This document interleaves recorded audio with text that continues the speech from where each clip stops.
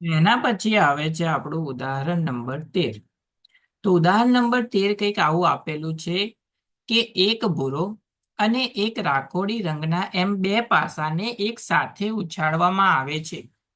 તો સૌથી પહેલા તો તમામ સત્ય પરિણામો લખો. પાસાની ઉપરની સપાટી પર દેખાતી સંખ્યાનો સરવાળો 8 હોય, 13 હોય, 12 કે તેનાથી નાનો હોય તેની સંભાવના શોધો. સૌથી પહેલા તો અહીંયા તમારે બે પાસા જ્યારે ઉછાળવામાં આવે, આ જે સવાલ છે તે બોર્ડની પરીક્ષા માટે 3 માર્ક્સમાં અને 4 માર્ક્સ માટે બહુ જ કામનો સવાલ છે. કારણ કે આ પ્રકારનો દાખલો અને એક પત્તાવાળો દાખલો, આ બે પ્રકારના દાખલામાંથી એક દાખલો તો બોર્ડની પરીક્ષામાં હોય જ છે. તો સૌથી પહેલા જ્યારે બે પાસા ઉછાળવામાં આવે ત્યારે શક્ય પરિણામો કેટલા થાય, એટલે કે પ્રયત્નોની સંખ્યા કેટલી થાય. તો એક પાસા ઉપર ટોટલ કેટલા અંક હોય? 6 અંક હોય, 1 થી 6, ગુણ્યા બીજા પાસા ઉપર પણ 6 હોય તો 6 ગુણ્યા 6 થઈ જશે 36. તો ટોટલ જે પરિણામો છે તેની સંખ્યા એટલે કે ટોટલ પ્રયત્નોની સંખ્યા થઈ જાય 36. પણ એ 36 શક્ય પરિણામો અહીંયા લખવાના છે. તો એ કઈ રીતે થશે? તો સૌથી પહેલા માની લઈએ કે પહેલા પાસા ઉપર 1 આવ્યો અને બીજા પાસા ઉપર પણ 1 આવ્યો.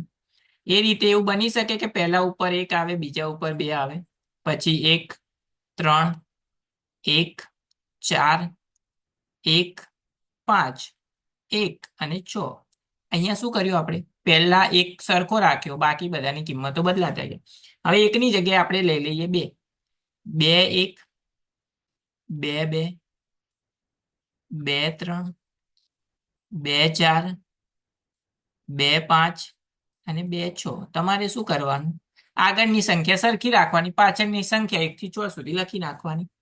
હવે એના પછી 3 1, 3 2, 3 3, 3 4, 3 5, 3 6.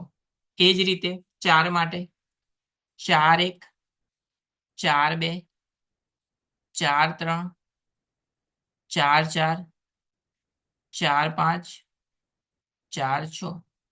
એના પછી 5 માટે 5 1, 5 2, 5 3, 5 4, 5 5 અને 5 6.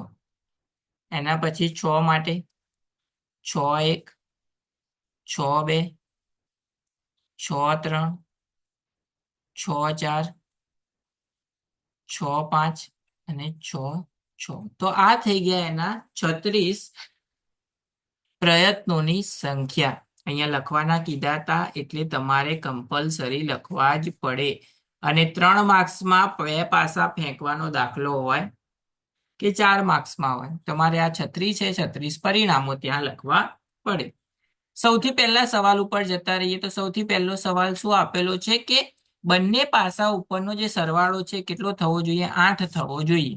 એટલે કે ઘટના એ લઈ લઈએ, સંભાવના એ, ઘટના એ ના પ્રયત્નોની સંખ્યા ભાગ્યા કુલ પ્રયત્નોની સંખ્યા. હવે ઘટના એ ના પ્રયત્નોની સંખ્યા, એકવાર સૂત્ર લખી દેવાનું.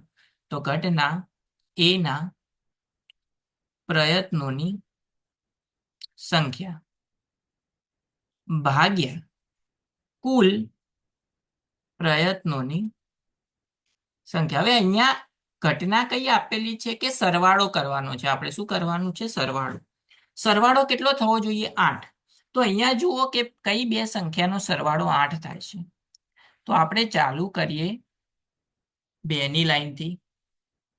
સૌથી પહેલા તો 2 6 એનો સરવાળો 8 થાય, 3 5 એનો સરવાળો 8 થાય, 4 4 એનો સરવાળો 8 થાય, 5 3 એનો સરવાળો 8 થાય અને 6 2 એનો સરવાળો શું થાય? 8 થાય. તો કેટલી સંખ્યાઓ મળી? 1 2 3 4 અને 5 સંખ્યાઓ મળી. 36 માંથી 5 સંખ્યાઓ એવી છે કે જેનો સરવાળો 8 થાય છે. તો ઘટનાની સંભાવના થઈ ગઈ 5, પ્રયત્નોની સંખ્યા થઈ ગઈ અને કુલ પ્રયત્નોની સંખ્યા થઈ ગઈ 36. તો એના માટે સંભાવના થઈ ગઈ 5/36. હવે અહીંયા સરવાળો જે છે ત્યાં તમને 8ની જગ્યાએ કોઈ પણ સંખ્યા આપી શકે. તમારે શું કરવાનું, આ ટેબલ જોવાનું અને એના ઉપરથી જવાબ લખવાનો. અને જ્યારે સરવાળાનો દાખલો આવે ત્યારે મોટે ભાગે આ જે છે ને એ જ પ્રમાણે આખી ક્રોસ લાઈન જે છે એ ત્યાં ફોલો થતી હોય છે. એ વસ્તુ તમારે યાદ રાખવાની. એટલે બીજે ક્યાંય તમારે ચેક કરવું જ પડે નહીં. ધારો કે પહેલો અહીંયા મળ્યો, ધારો કે સરવાળો 7 કીધો હોય તો 1 અને 6 7, 2 અને 5 3 4, આ રીતે આ ક્રોસની લાઈન તમારે જોતું જવાનું. તો સરળતાથી તમને જવાબ મળી જાય. હવે એના પછી બીજો સવાલ આપેલો છે કે સરવાળો શું હોય, 13 હોય. હવે અહીંયા જુઓ છેલ્લો અંક કયો છે, 6 અને 6, તો એનો સરવાળો કેટલો થાય, 12. પણ આપણને શું કીધું છે, 13. તો 13 સરવાળો શક્ય નથી. એટલે કે આ જે ઘટના છે તે કેવી ઘટના છે, અશક્ય ઘટના. અને અશક્ય ઘટનાની સંભાવના શું થાય, શૂન્ય થાય. એના પછી ત્રીજો સવાલ જોઈએ. તો ત્રીજો સવાલ શું આપેલો છે કે 12 કે તેથી નાનો સરવાળો થવો જોઈએ. 12 સૌથી મોટામાં મોટો કેટલો છે, 12. બાકી બધાનો સરવાળો તો એના કરતા નાનો જ છે. એનો મતલબ એવો થયો કે આ 36 છે, 36 પરિણામો આવશે.